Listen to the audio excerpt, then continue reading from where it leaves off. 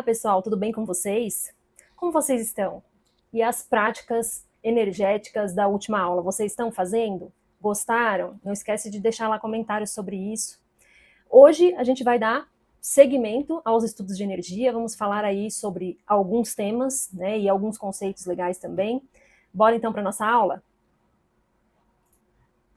Dando então uma recapitulada aí no nosso estudo anterior, nós vimos então na última aula, eu falei bastante sobre a parte científica, né, meio que filosófica também, por que a ciência conduziu os estudos, ou enfim, foi se debandando especificamente para algumas áreas, ignorando outras. Nós falamos sobre a humanidade se reduzindo a só coisas que se pode provar e tudo mais. Voltando um pouquinho no que a gente viu na aula passada, a gente chegou então à conclusão de que tudo é energia, certo? Em variados graus de condensação, em variados graus de densidade. A própria física diz que matéria é energia condensada e desacelerada. Ou seja, é uma espécie de raio de luz ou de radioatividade que está meio que congelada, ela é muito lenta, é isso que é a matéria. E é interessante a gente pensar que ela é condensada, ou seja, ela é uma concentração de energia que se densifica e se transforma em algo mais sólido, vamos dizer assim. E energia, por sua vez, é matéria num estado radiante, num estado de alta vibração.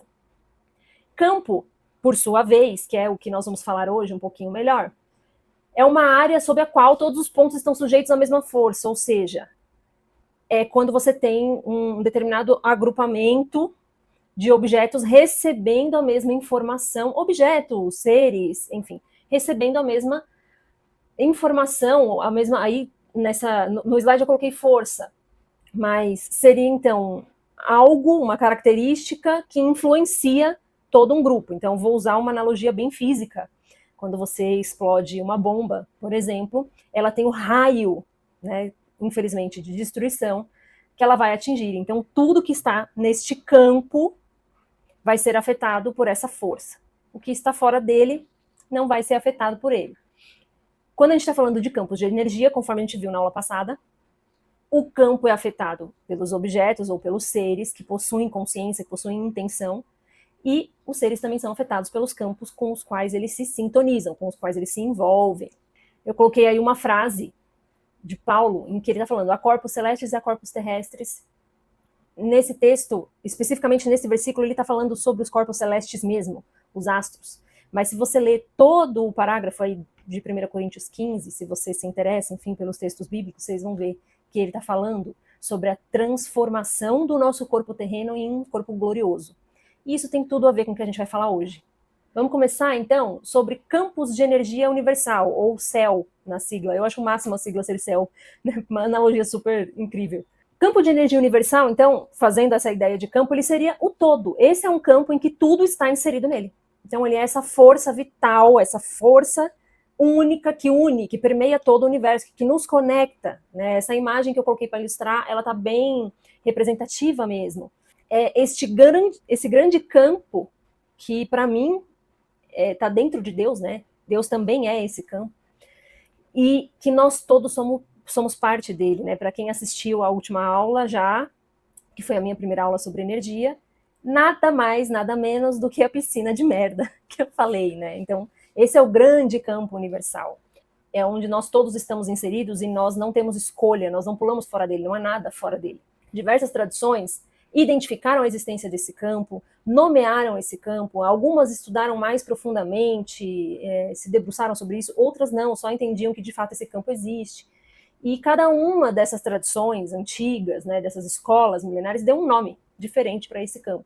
Uma coisa que eu quero, e eu vou repetir muito nas nossas aulas, é energia, campos de energia sempre é informação. Tudo que está ao nosso redor nos emite alguma informação. Então, esse campo único de energia, esse campo universal, ele tem todas as informações, né? Por isso que eu digo que para mim é a mente de Deus, porque ele é onisciente, ele é onipresente, ele está em tudo, em todos e detém todas as informações. E ele é quem governa as leis da natureza, as leis, por exemplo, universais, as leis herméticas. Então, elas atuam sobre esse campo. Eu coloquei aí a informação de que o Jung nomeou esse campo de inconsciente coletivo. Então, quando a gente acessa uma coisa que está... Ele usava muito essa referência, né? quando eu falei sobre símbolos, né, sobre cores, o rosa é delicado, o vermelho é uma cor quente, mais sensual. Isso está onde? Onde está essa informação que a gente já tem pré-ciência dela, a gente já sabe desde criança, sei lá.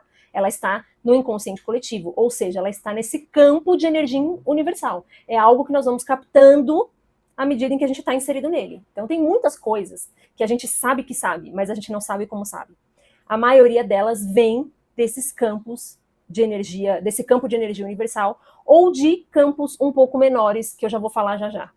Assim, grupamentos menores de informação. Então, o doutor, eu não sei falar o nome dele, Wilhelm Reich, ou Reich, ele era um psiquiatra bem conceituado, ele, enfim, era amigo de Freud, ele estudou a energia orgônica, né, e deu a este campo o nome de orgone, tem uns estudos muito interessantes dele sobre isso. Eu, como cristalterapeuta, estudei muito sobre energia orgânica, porque tem relação com a atuação dos cristais, sobre os nossos campos de energia e tudo mais. Aqui eu fiz um quadrinho mostrando os diversos nomes que esse mesmo campo universal, né, essa energia cósmica, recebeu em diferentes culturas. Então, energia propriamente dita é uma palavra que vem do grego, que significa movimento, obra, tarefa. Então, desde já a gente vê que esses campos vibracionais, eles demandam um certo movimento.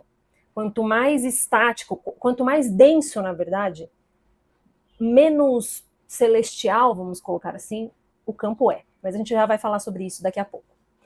Então a gente tem no Japão o Ki e na China o Chi, né, ou Ki também. Na verdade, o Japão e a China sempre tiveram relações complicadas ali nos tempos imperiais, onde uma oprimiu a outra e assumiu posições muito opressoras sobre as culturas de uma da outra. Então o Japão também ele absorveu muito da cultura chinesa. Na verdade, a palavra é praticamente a mesma, escrita em idiomas diferentes, né? Na Europa a gente vê dois termos diferentes, um mais antigo, dos tempos dos alquimistas, que é astrum, e tudo com a modernidade, com o surgimento ali do espiritismo, da teosofia, enfim, esse termo foi mais genérico, vamos colocar assim. Aí a gente tem também na Índia, né, na velha Índia, o termo prana. Tudo isso está se referindo, então, a essa energia primordial, essa energia universal, que está em tudo, está em mim, está em você e nos conecta, independente da nossa distância, né? Agora eu quero falar com vocês sobre egrégora, para a gente entender o que é isso, né? Porque provavelmente daqui para frente eu vou falar bastante, né? As meninas também talvez falem bastante sobre isso. Egrégora é um campo coletivo com objetivos em comum. Então, veja só. A gente tem o campo de energia universal, que é o que está. A gente tem o campo de energia universal, que seria o todo. A gente vai falar também daqui a pouco sobre o campo de energia humano, que seria o do indivíduo, né? E a gente tem as egrégoras. O que seriam as egrégoras? As egrégoras são agrupamentos de campos de energia de indivíduos, de seres, que têm um propósito ou uma intenção em comum. Então, entre o campo máximo, que é o universal, e o campo de um ser, de um indivíduo único, nós temos as egrégoras. E é muito importante a gente falar sobre isso, porque o que eu já quero que vocês vão aprendendo a lidar é justamente com as egrégoras, porque eu acho que isso faz toda a diferença na nossa lida, no nosso dia a dia, na nossa atuação na Terra e espiritualmente falando, enfim. Egrégora, então, seria como um departamento cósmico ou espiritual. Então, é a soma de forças mentais, é a soma de consciências de pessoas que estão aqui, vivas, encarnadas na Terra, e também de seres celestiais, espirituais, enfim, que estão em outros planos. A egrégora, ela tem, por exemplo, um grupo de pessoas que está num grupo de WhatsApp trocando ideias sobre espiritualidade, né, como alguns grupos que eu participo e gosto muito. Nós somos uma egrégora ali, né, de pessoas encarnadas, vivas aqui nesta Terra, que estamos ali com um propósito em comum. Dentro da linha do espaço-tempo, nós estamos ali. Além de nós, encarnados, eu acredito que sempre quando há essa união, né, engraçado é que Jesus tem a frase clássica, né, onde dois ou mais estiverem em meu nome, eu também estarei lá. Como é que Jesus faz para estar lá? Além dele ser Deus e onisciente de tudo, tem os seus prepostos, ou seja, esses seres que atuam em seu nome, que são trabalhadores da luz, em diversos níveis dimensionais, que estarão lá para nos auxiliar, para nos instruir, para nos inspirar. Egrégora seria, né, como eu coloquei essa imagem aí ilustrativa, um grupo de pessoas que atuam por um propósito em comum, ao mesmo tempo. Então, ela é como se fosse um endereço cósmico. Quando a gente pensa em computador, a gente falava muito antigamente, né, não sei como que é hoje, porque eu não trabalho com isso, de endereço IP. Então, você digitava um endereço IP de máquinas que estão ligadas na mesma rede. Então, tá todas elas conectadinhas assim por cabos, né? Eu sou velha, então assim, né? Eu sou muito velha, então assim, né? Eu estudei redes em 2003, 2004 no colegial, eu fiz colegial processamento de dados, acreditem se vocês quiserem. Mas enfim, não aproveitei quase nada, mas tá aí. A gente conectava as máquinas por cabos, então elas ficavam dentro de uma intranet, de uma rede fechadinha, que seria uma egrégora, e se eu digitava lá o endereço IP de alguma das máquinas, eu acessava da minha máquina especificamente aquela máquina. As egrégoras, elas têm esse endereço cósmico em comum, né? Cada egrégora, ela é como se fosse um lugar cósmico. Elas têm uma localização vibracional. Ou seja, se elas têm um local ou uma posição vibracional, elas estão numa posição vibracional e não estão em outra. E não significa, por que eu estou falando isso? Não significa que todas sejam boas ou de vibração elevada. Portanto, à medida em que cada um de nós, por esforço ou escolha, começa a mudar o seu padrão vibracional, começando a buscar ter pensamentos melhores, consumir conteúdos mais elevados, as egrégoras com as quais nós nos sintonizamos também mudam. Não dá para estar na egrégora das trevas e da luz ao mesmo tempo. Entende? Egrégoras também têm relação com eventos, necessariamente. Então, quando divulga lá que vai ter um show do fulano, da banda do fulano, aqui no Brasil, dia tal, lugar tal. No mundo físico, a gente vê isso acontecer, né? No mundo físico, se divulga esse show, as pessoas começam a falar: ai, nossa, olha, já tá divulgado, tá marcado o show, vou comprar ingresso, não sei o que, não sei o que. E o burburinho começa a subir. Isso cria o quê? Um volume de pensamentos e sentimentos em torno daquele evento. Isso é uma egrégora também. E pode ter certeza que tem seres desencarnados, espirituais, aí a depender do nível do que esse show, evento, palestra, curso está oferecendo, também vão se acoplar nesse endereço cósmico que foi criado para esse evento que vai acontecer. É nisso que eu quero muito falar com vocês hoje, antes da gente começar a falar sobre o campo humano. A gente precisa se atentar que no mundo espiritual não existe neutralidade. Isso é uma frase que me marca muito e eu li num livro espírita, né? Lá eles falam, quando se trata de mediunidade, ou seja, da minha conexão com o mundo espiritual, porque médium é isso, mediunidade é isso, é ser intermediário, né? Não existe neutralidade. Então, aonde está o seu coração, aonde estão os seus sentimentos, as suas emoções, está o seu padrão vibracional. E aonde estiver o seu padrão vibracional, toda a sua intenção projetada numa coisa, ali também está a sua egrégora. E é muito importante a gente falar sobre isso, porque assim, eu vou falar também, vou falar de novo sobre isso quando a gente falar sobre chakras, que eu acho que vai ser só na próxima aula, por causa da quantidade de coisas que eu quero falar hoje, mas enfim. Tem muita gente que quer se desenvolver paranormalmente. Então, eu quero desenvolver clarividência, eu quero desenvolver telepatia, tudo isso é possível. Nós já falamos sobre sensores lá na primeira aula. Nós falamos que cada sensor nosso tem uma janela de atuação e você pode treinar para que ela tenha uma janela maior. Tudo isso é possível. Mas se você não tem o componente moral e ético, o que é que você acha que você vai ver com a clarividência? Coisa boa não é. Então, assim, para que tu quer clarividência se você não se desenvolve espiritualmente, moralmente, eticamente, filosoficamente? Teu padrão vibracional não vai mudar, porque você tem habilidades paranormais, entende?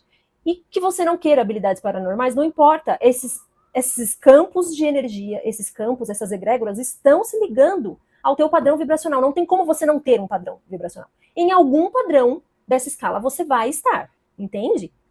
Então nós temos esse outro conceito que eu quero trazer para vocês, e isso aqui é para que vocês entendam o quão importante de fato é a gente entender a força dos nossos pensamentos. Então a gente falou sobre egrégora, a gente falou que são as nossas correntes mentais, ou seja, os nossos padrões vibracionais de pensamento e sentimento que nos conectam a elas, e agora eu quero apresentar para quem não conhece o termo forma-pensamento ou formas-pensamento. São literalmente criações mentais. Então a nossa mente, ela cocria com o todo, né? Nós estamos inseridos todos nesse campo universal, que é a fonte, que é Deus em algum nível. E como que Deus age, né, aqui, por exemplo, nos níveis mais densos? É através de nós. É claro que ele pode mandar seres celestiais para atuarem aqui. Deus pode tudo. As leis pertencem a ele, né? Tudo pertence a ele, na verdade. Mas eu estou falando de uma forma mais cotidiana e comum, né?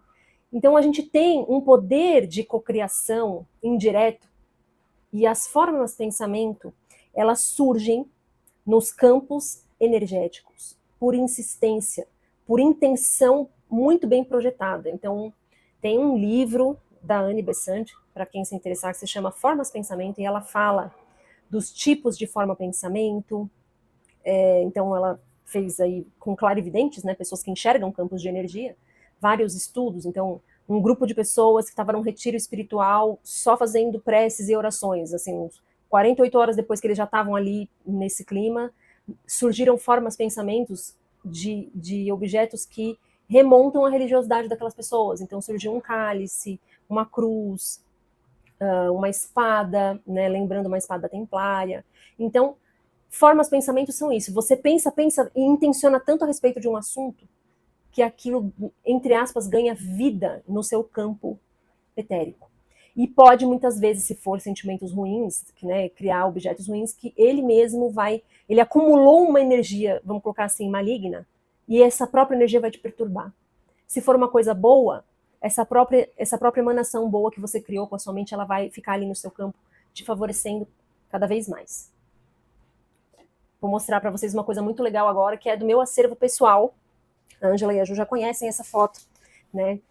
Essa foto é uma foto da casa da minha avó. Eu não sei dizer para vocês de que ano que é essa foto, né? Mas bem aqui é a minha avó, minha tia. A história que se conta na minha casa é que quem foi bater a foto, acho que foi meu avô, e era um dia de uma festa de um dos santos. A família do meu pai é bem católica, né? E eles já tinham feito as orações deles do dia, já estavam na mesa celebrando.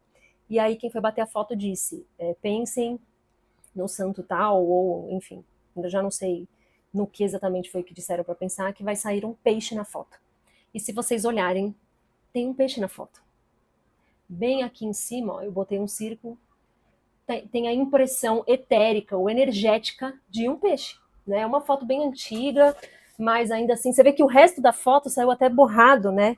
Mas a marca ficou ali, né? É muito legal. Trouxe duas frases que são de um livro espírita, do livro Nos Domínios da Mediunidade, psicografado por Chico Xavier, né, pelo espírito que se autodenominou André Luiz, em que ele diz: ideias elaboradas com atenção geram formas. Olha que interessante, né? Olha que interessante. O que seriam ideias elaboradas com atenção? Ideias onde eu deposito muita intenção nelas, muita força mental nelas. E essa outra frase é maravilhosa. Conexão espiritual é sintonia e filtragem. Sintonia no sentido de frequência. Cada espírito vive entre as forças com as quais se combina, se conecta, transmitindo-as segundo as concepções que lhe caracterizam o modo de ser. Ou seja, aquilo que eu sou de fato, o que eu penso, o que eu sinto, né? Aquilo que eu sou de fato, o que eu sinto, o que eu penso. Energia não mente, não dá para passar pano para os campos energéticos. Eu mesma, né? Posso vir aqui, falar bonito, fazer slide todo etérico, bonito, né? Usar cores holográficas na maquiagem. Posso fazer um monte de coisa, mas se o meu coração é invejoso, deseja a vingança de Deus, deseja a destruição, deseja a separatividade, eu me conecto com as egrégoras que pensam igual. Não dá para passar pano para a espiritualidade, né? Tá aqui, ó. Na teologia a gente fala que Deus não existe, Deus é, né? Ele é como um verbo infinitivo, ele não está fazendo coisas, ele é, Deus é infinito e eterno, o princípio e o fim, certo? Se ele é o todo-poderoso e tudo que há está nele, ele não criou nada fora dele. Por isso que eu estava falando que o campo universal, para mim, de energia, é Deus em algum nível também.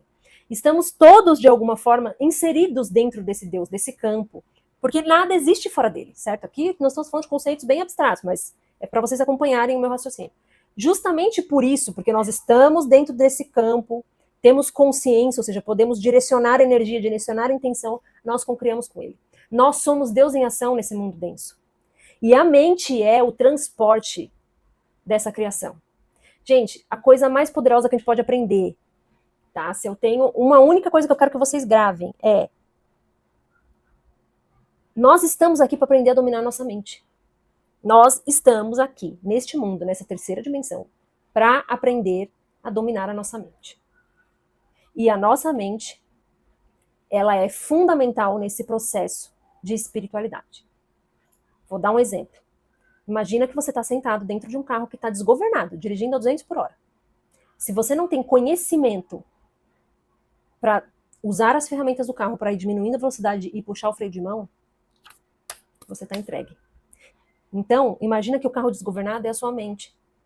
Ela vai bater na egrégora que for, ela vai se conectar com a egrégora que for. Se você não aprender a ter domínio dos teus pensamentos, se você não usar o teu domínio próprio para selecionar com o que você está se conectando e não conhecer as tuas sombras, né? Porque conhecer as nossas fraquezas é essencial. Ah, eu super me interesso por política, por exemplo. Mas eu sei que cada vez que eu vou consumir os materiais de política que eu gosto de consumir, lá das pessoas que têm a mesma ideologia que eu vou me irritar. Eu vou sentir raiva. Raiva das pessoas que pensam diferente de mim. Eu vou consumir esse conteúdo? Se eu não tenho domínio das minhas emoções e da minha mente diante daquilo, é melhor que eu nem leia. Que eu me ocupe de coisas que sejam saudáveis. Nesse sentido que eu falo que, pô, tu quer se envolver com a espiritualidade, e vou dizer, nem precisa querer, porque você está inserido nisso, né? Assim como eu. Se eu não tenho domínio dos meus pensamentos, da minha mente, se eu não busco essa evolução, como é que eu espero, de fato, me conectar com egrégoras mais celestiais, com seres mais celestiais? Então a gente tem que buscar essa evolução, autoconhecimento, conhecimento e prática do bem, para que cada vez mais a gente busque essa conexão com egrégoras melhores, seres melhores. Então veja aí o que eu coloquei no slide. A coisa mais poderosa que nós podemos aprender na nossa jornada de vida é que a mente é o principal meio de acesso à nossa essência. Dominar e educar a mente é a grande função de todos os momentos de sintonia espiritual, de meditação. É isso que a gente está buscando quando a gente faz. O nosso corpo físico lento, nós vamos falar sobre os corpos energéticos, ele existe que é para frear a nossa mente co-criadora. Imagina só você, se quando você está no trânsito, você toma uma fechada bem feia de alguém, você pensa, credo, tomara que morra, idiota, e a pessoa morre, cai estatelada no chão. Já pensou? Pois é, porque a gente tem essas reações de ira, de cólera, de separatividade, é que a gente não tem condições de habitar em planos melhores. Isso aqui é um planeta escola, tá? Tem pessoas diferenciadas, tem pessoas que vêm por missão, que já superaram esse tipo de evolução? Tem. Mas eu tô falando aqui pro geral, tô falando pra todo mundo. Todo mundo tá nesse nível que eu falei, desejando a morte da pessoa, simplesmente porque tomou uma fechada. Como se a vida fosse isso. Ai, Rafa, mas de vez em quando a gente é assim. Sim, a evolução não é linear. Como eu falei, eu não vou acordar Buda amanhã. Eu tenho meus momentos também. Ou se tem. Mas eu não posso perder de vista essa informação, de que o meu maior objetivo é me tornar a minha mente capaz de habitar em lugares onde o que eu penso se manifesta. Habitar em lugares onde a telepatia é a comunicação mais comum.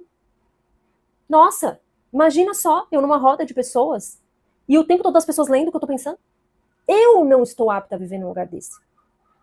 E é esse nível de desenvolvimento que eu vou buscar. Eu vou conseguir? Nessa vida, eu duvido. Nesse plano, eu duvido. Mas é uma meta a ser colocada.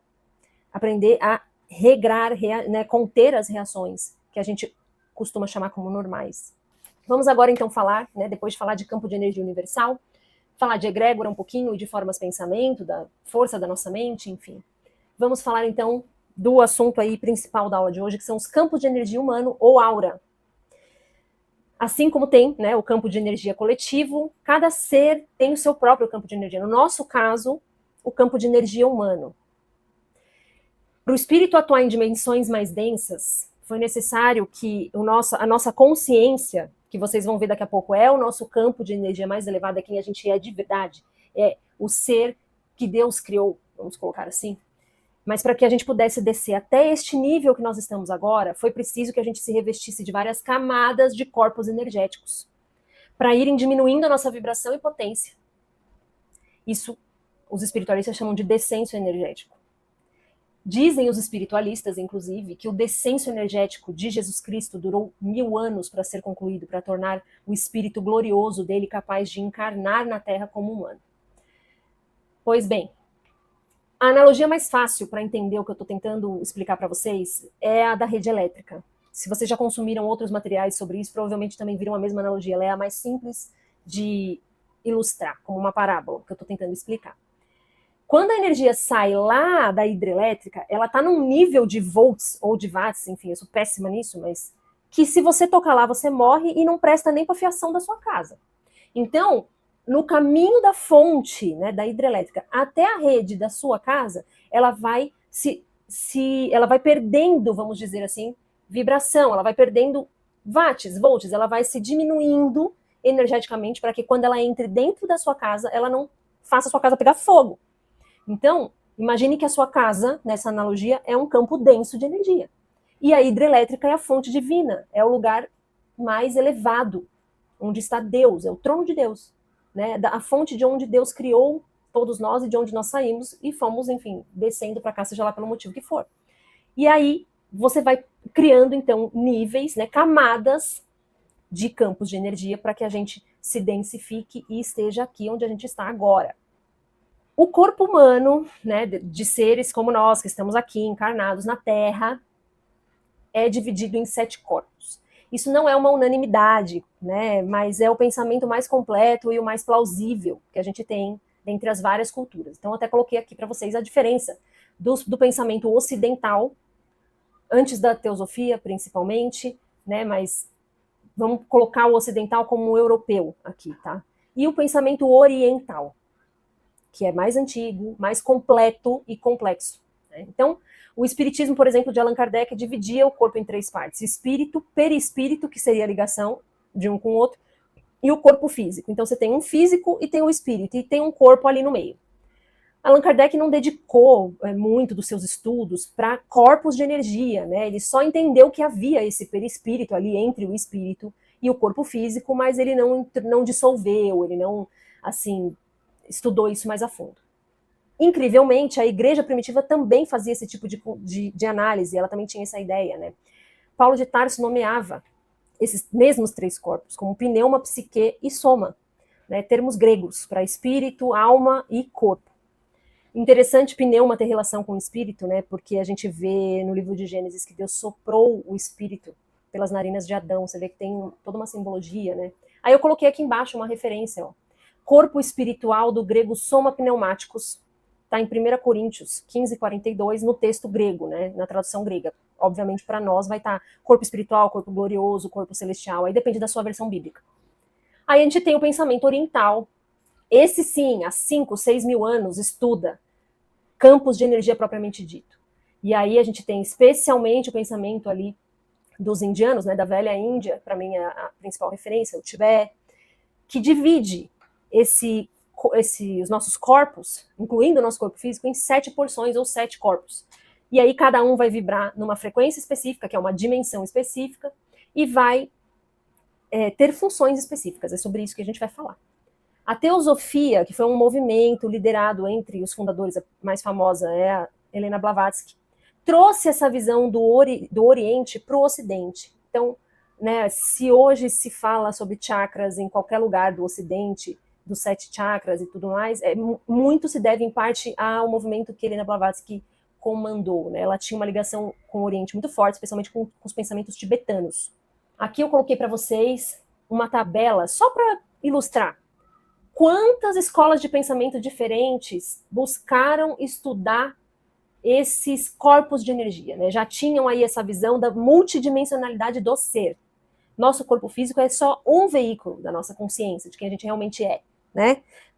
Então nós temos aqui, ó, o pensamento teosófico, que é o que a gente vai seguir para o nosso estudo. Então, corpo átmico, búdico, mental abstrato ou superior, mental inferior ou concreto, corpo astral, corpo etérico e corpo físico. Aí a gente tem os budistas, os hebreus, olha aqui que interessante, né? Os egípcios, rosacrucianos, os Vedantas, que também é da parte da Índia, né, da velha Índia. Tem os Vedantas e tem os Raga Yogis. E aí os gregos tinham uma divisão menor, tá vendo? Nous, psique e soma. Eu encontrei aqui nos textos de Paulo com outro nome, apesar dele estar escrevendo em grego, tá? Você vê que aqui eles até fazem uma comparação, né? Então, por exemplo, os espíritas, quando dizem espírito, perispírito e corpo, eles entendem que espírito seriam esses 3 níveis aqui que outros pensamentos especificaram ainda mais, mas no fundo estão todos eles falando da mesma coisa. E aqui a gente tem os católicos falando de corpo e alma. Veja, todas as linhas de pensamento da antiguidade tinham uma visão multidimensional do ser. Não é novidade, não era para ser um absurdo, não era para ser difícil quando eu falar do meu corpo mental, do meu corpo emocional, não era novidade, né? Mais uma vez a gente vê a influência do pensamento ultra-racionalista que exclui todo o conhecimento da antiguidade, os conhecimentos ancestrais que a humanidade sempre trouxe, sempre falou e sempre estudou. Cada corpo que compõe o que somos tem uma denominação e características distintas, funções específicas e manifestação limitada ao campo ou à dimensão em que estiver ligado, pois cada um dos corpos vibra em um universo dimensional diferente. Então, nós vamos ver agora, cada corpo está atuando numa dimensão diferente e eles todos juntos é o que você é nesse momento. Qual a função, então, disso tudo? Né? Como eu expliquei aquela hora, você tem um corpo físico porque a sua consciência, comandada por Deus, com um propósito ou cumprindo uma sentença, um karma, eu não vou entrar nesse mérito porque isso é muito individual, né? E não é o assunto da aula também. Decidiu que estaria na Terra nesse espaço-tempo. Então você foi acumulando corpos como camadas para que pudesse estar aqui, certo? Então o propósito de ter tantos corpos é esse. O homem tem esses 7 corpos que funcionam como veículos de manifestação da consciência. Veja, você desceu até aqui, não foi para fazer graça, foi para manifestar a sua consciência, para manifestar a sua essência divina. A consciência por si mesma, ela é o nosso corpo mais espiritual, ela é o nosso corpo mais elevado, ela é o eu que Deus criou, perfeito, sem defeitos, vamos dizer assim. É muito interessante porque no nível mais espiritual ou perfeito, isso é um pensamento mais complexo aqui, mas eu vou comentar mesmo assim. Como Deus é, ele não está, a iluminação dele é tão alta que ele não necessariamente vibra, porque ele já atingiu a perfeição. No universo espiritualista, nos estudos energéticos, eles associam a vibração, a necessidade de movimento com a imperfeição. Então, uma coisa pode estar vibrando muito alto. Ainda há algo nesse campo de energia ou nesse nível que precisa atingir a perfeição. Por isso existe um movimento. Então, Deus é, ele não está, ele é. Por quê? Porque ele é perfeito. Imutável. A gente não fala que Deus é imutável? Exatamente. Ele não muda nem um milímetro. Porque ele está no nível da perfeição, óbvio, né? A nossa consciência, né? Então, para nós que não somos Deus, o nível mais alto que podemos atingir seria este nível, o nível da consciência, da nossa essência, aquilo que Deus criou, né? A manifestação da criação dele no nível mais divino que é possível para nós. Meu gato. Por isso, a dificuldade, talvez, para Jesus encarnar, porque ele precisou voltar a vibrar, né? Se despir de glória, como a gente vê na Bíblia, né? Ele despiu-se de sua glória para andar entre nós, e a gente vê que uma coisa que é literalmente um verbo no infinitivo, né? Eu sou, eu estou. Você já está flexionando esse verbo para alguma pessoa, mas o verbo é, né?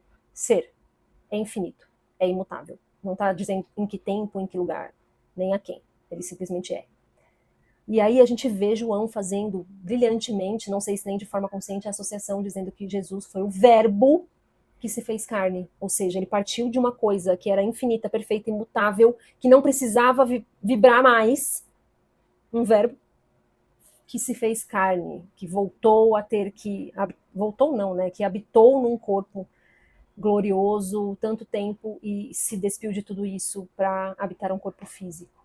Nós temos então aqui um gráficozinho mostrando os nossos 7 corpos. Então nós temos os 3 mais espirituais, que para a organização, os espiritualistas, né, as grandes escolas filosóficas chamam de ternário superior, que são esses 3 corpos mais espirituais, sendo que este daqui, o átmico, seria a nossa consciência, seria essa perfeição.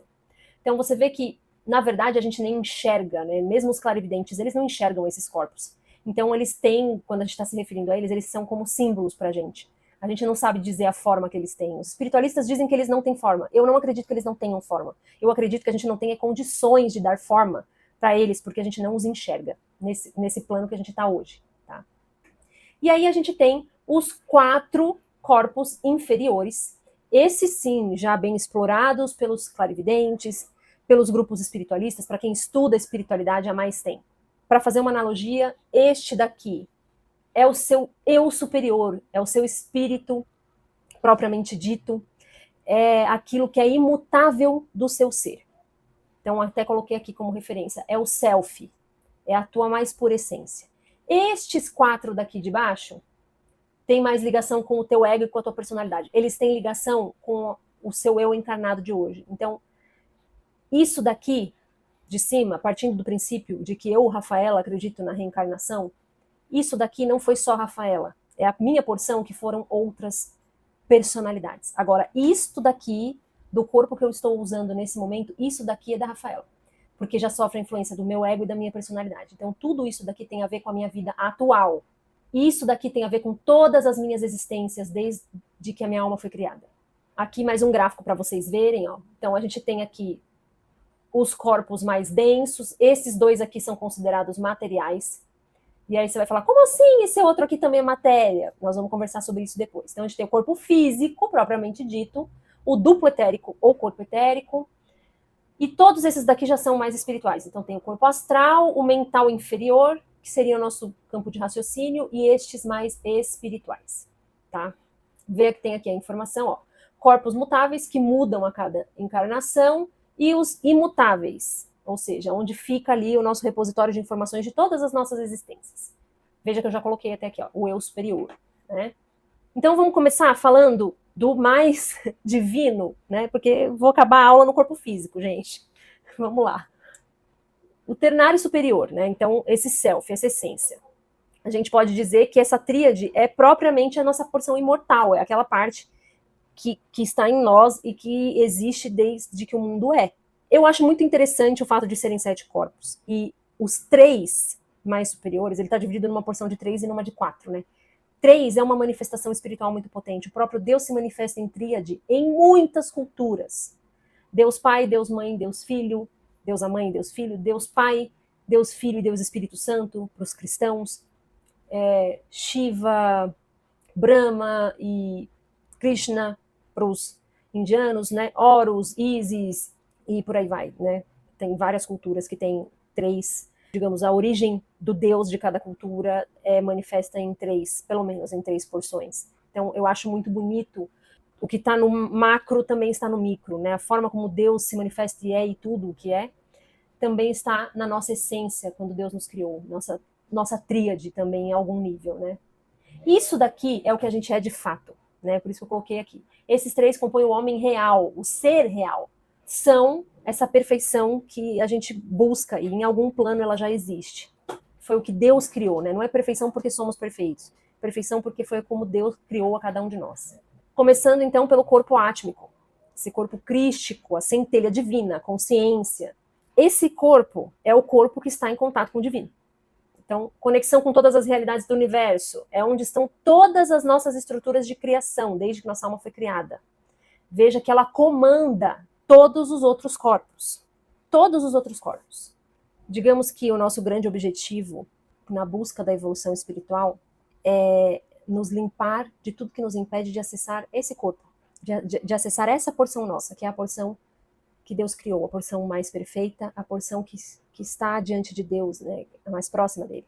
O corpo búdico, que é o corpo seguinte, ele já é a primeira estrutura vibratória. Você vê que ele já é um pouquinho, entre muitas aspas aqui, mais denso do que a centelha divina.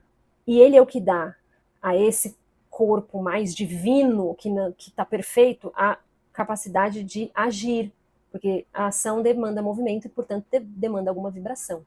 Ele coordena o corpo búdico, o nosso programa encarnatório, ou seja, aquilo que a gente veio fazer aqui, na Terra. Tá?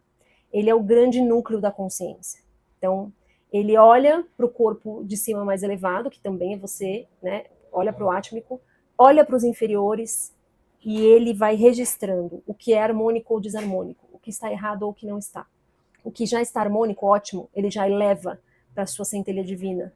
O que não está harmônico, ele vai devolvendo para as camadas mais densas para que você reviva experiências e conserte isso, e melhore esse aspecto da sua consciência.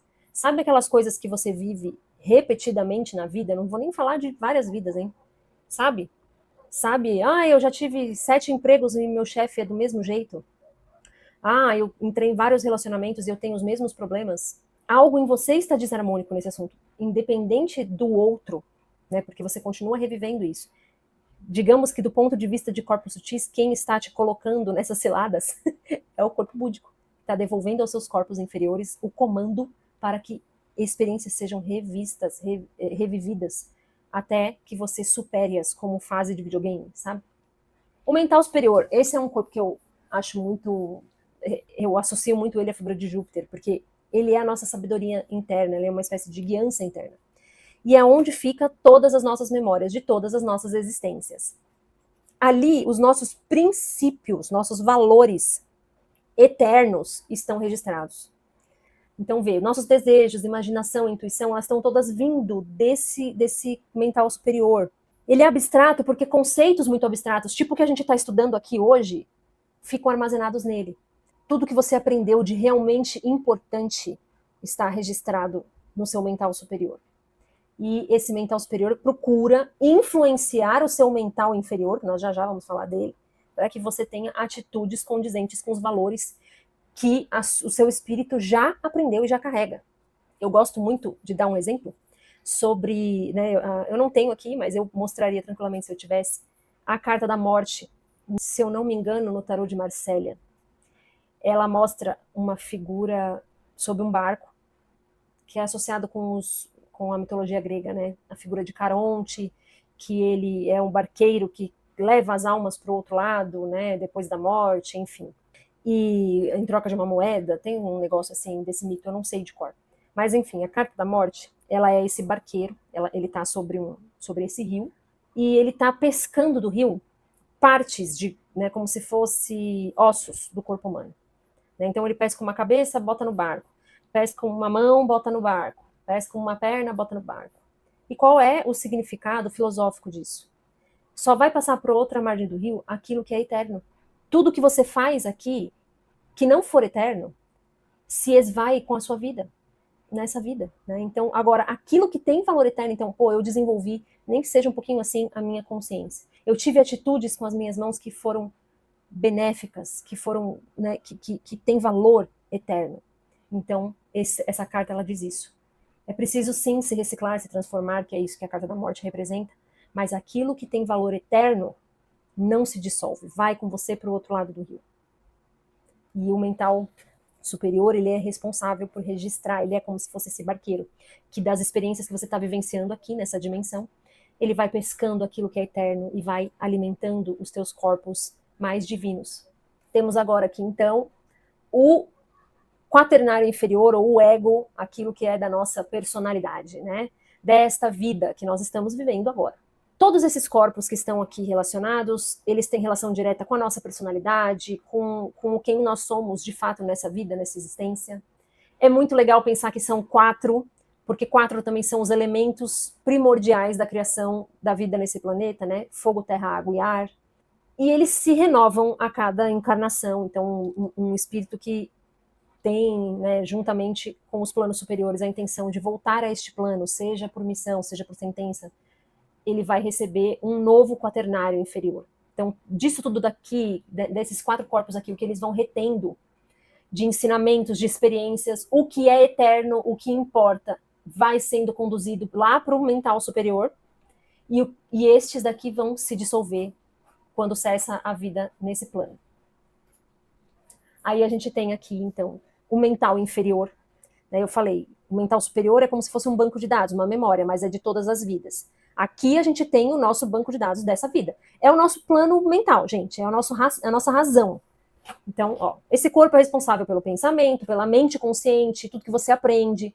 Ó, repositório cognitivo, é um banco de dados de coisas cognitivas, né? Então, a gente registra tudo de forma racional neste campo.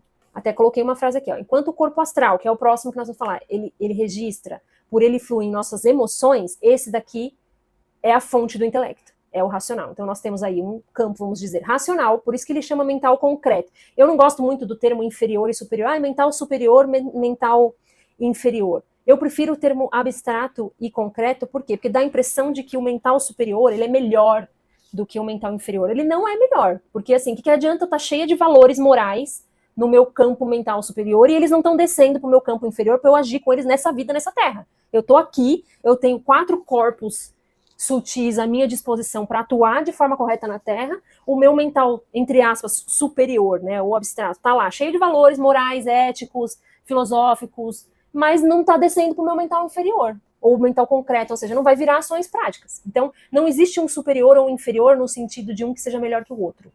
Ele é superior no sentido de que ele já está conectado ao nosso campo espiritual, né? Ele já está conectado à nossa eternidade, vamos colocar assim. Mas o inferior, que eu prefiro chamar de concreto, é tão importante quanto ele, porque senão não tem sentido, a gente está encarnado. Esse é importante. Esse aqui é o que dá mais trabalho, nosso corpo astral ou corpo emocional. É a camada espiritual mais próxima da matéria, geralmente é o corpo visto pelos clarividentes. Eu tô vendo sua aura, ela tem a cor XYZ. Provavelmente é o corpo astral que ele tá vendo. Tá? Por quê? Porque o mental inferior, apesar de ele ser um campo espiritual, ele não tem muita forma. Você viu que eu coloquei lá uma forma meio ovalada, assim, ele não tem, dizem, né, os clarividentes, os estudiosos, que ele não tem muito forma. É no corpo mental inferior, aproveitando, que ficam as formas pensamento. Então, se tem uma forma lá, é uma forma pensamento, porque ele é o nosso campo mental, ele é o nosso campo de raciocínio. O corpo astral também pode formar formas pensamento. E este daqui, como é o nosso campo das emoções, eu diria que ele forma muito mais do que o campo mental inferior. Vamos ler o que está na tela aqui.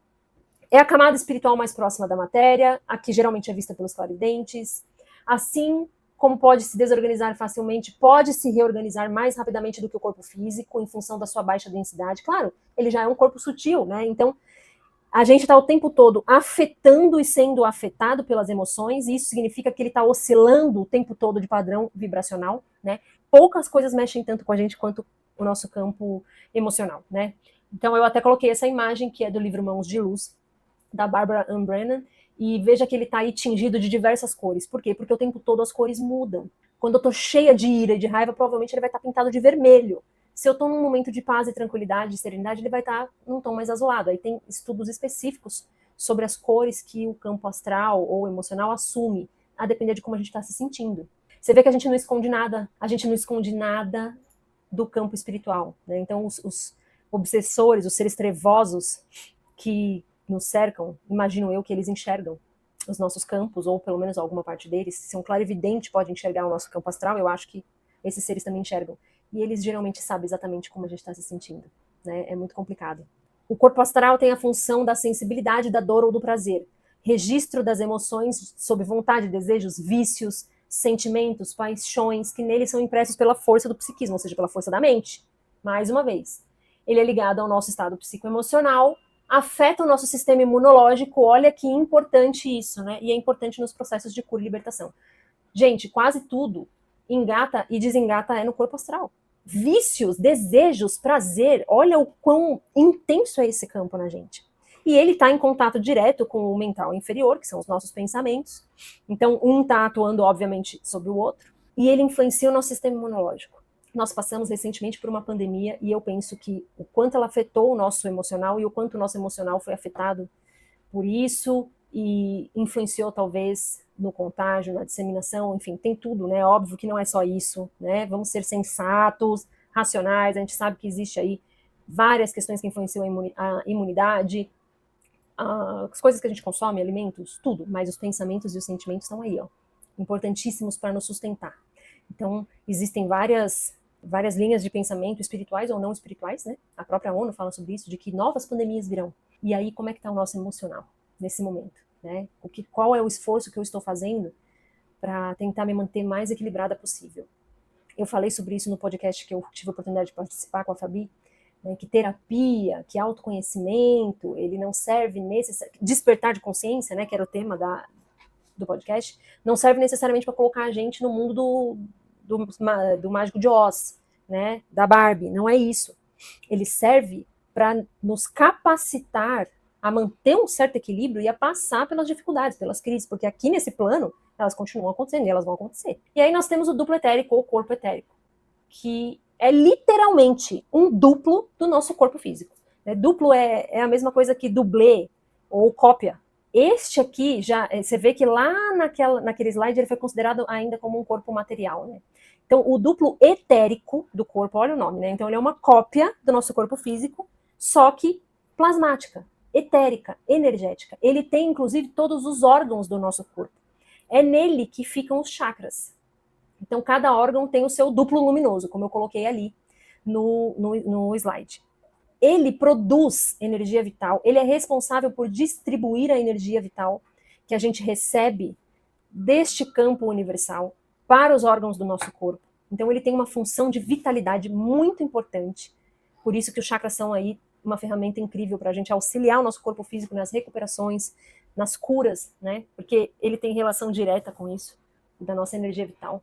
Ele oscila entre essa cor laranja e azul, dizem os clarividentes, né, que vem. E ele também é responsável por conter boa parte do que vem do nosso campo emocional para que não afete o nosso campo, o nosso corpo físico num primeiro momento.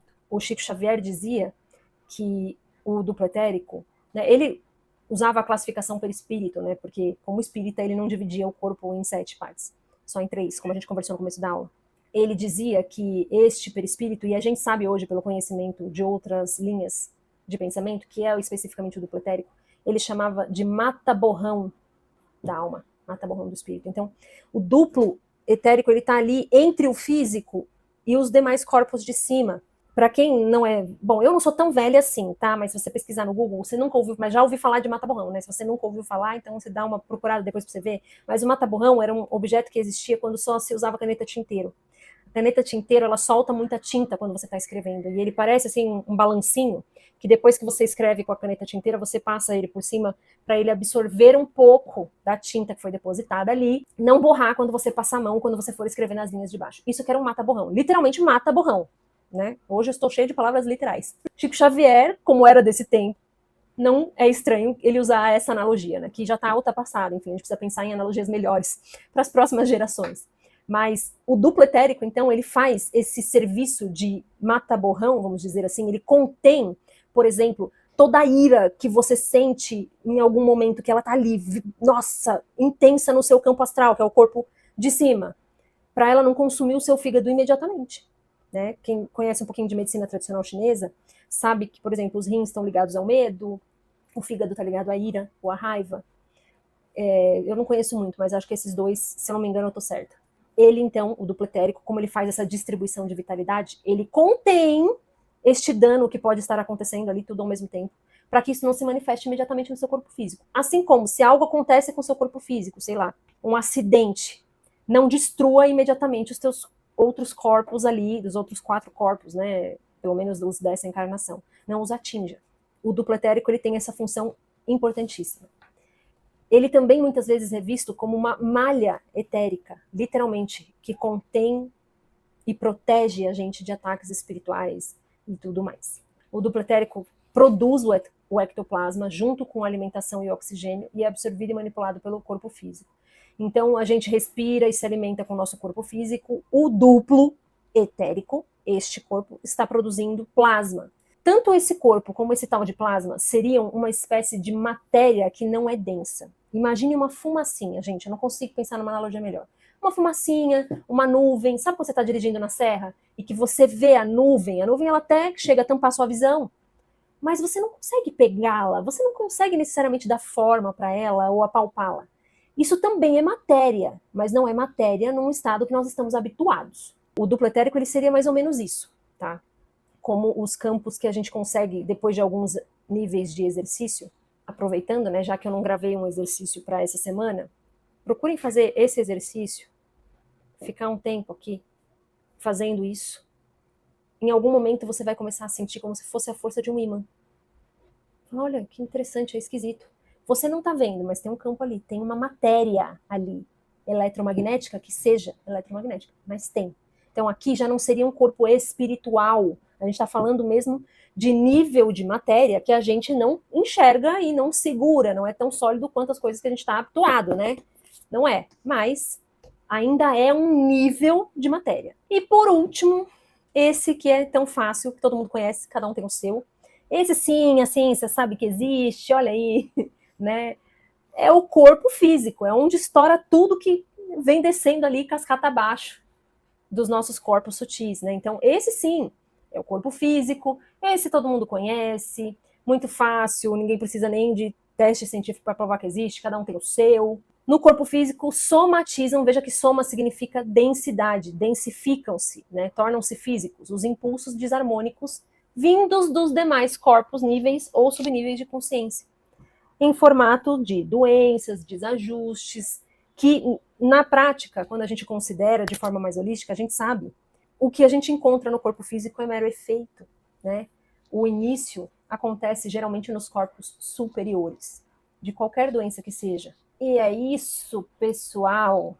Foi bastante informação. É tudo bem novo, muitas vezes, quando a gente começa a ver a primeira vez. Não é tão simples de entender, porque a gente está falando de porções do nosso ser que a gente nem tinha se dado conta que existem, né? Mas é fundamental que a gente entenda. Porque daqui para frente, quando a gente falar da parte mental, quando a gente estudar as escolas filosóficas, quando você estiver atuando no mundo, né, tudo isso aqui serve para criar dentro do teu mental superior, né, agora que a gente já estudou, condições de você ter fé. Então, quando você estiver agindo no mundo, quando você estiver diante de uma situação em que você pode ajudar alguém, que você pode ter uma atitude superior, elevada à atitude das pessoas que estão ao seu redor, lembra da tua porção átmica, lembra que você é centelha divina, lembra de que você está apto, você é capaz de ter atitudes melhores.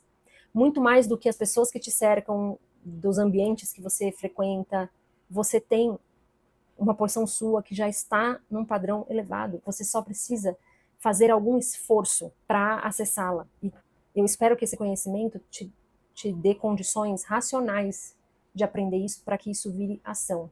Ação no mundo, né?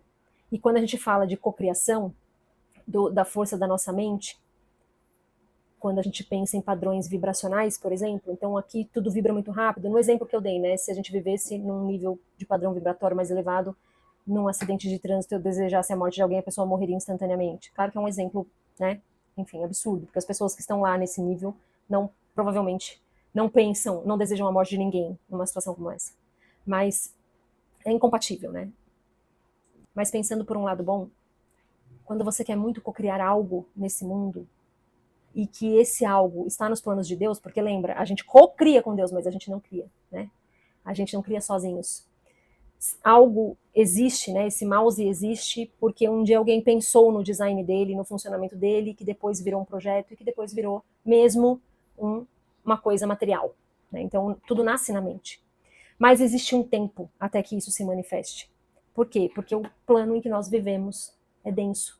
Então também retenha tudo do que nós conversamos aqui e aprenda que para manifestar aquilo que você quer, se está nos planos de Deus, se é bom, perfeito e agradável, vai se manifestar. Mas você precisa persistir nesse pensamento, porque o nosso padrão de vibração é muito lento. Ele vai ter que vibrar muito até que ele se manifeste no nosso plano. Então, é também, em algum nível, um desejo para que você insista em ser bom, em cocriar coisas boas, porque vindo da mente de Deus, com certeza, em algum momento, ao longo do tempo, a gente vai manifestar. Eu espero que vocês tenham gostado, espero que vocês tenham gostado dos slides. E, de fato, qualquer dúvida, já que é um assunto mais complexo, vocês podem postar aqui na aula, né, nos comentários, e eu vou procurar ajudar com o que eu puder. E a gente segue juntos, aprendendo, estudando e trocando informações. Até mais!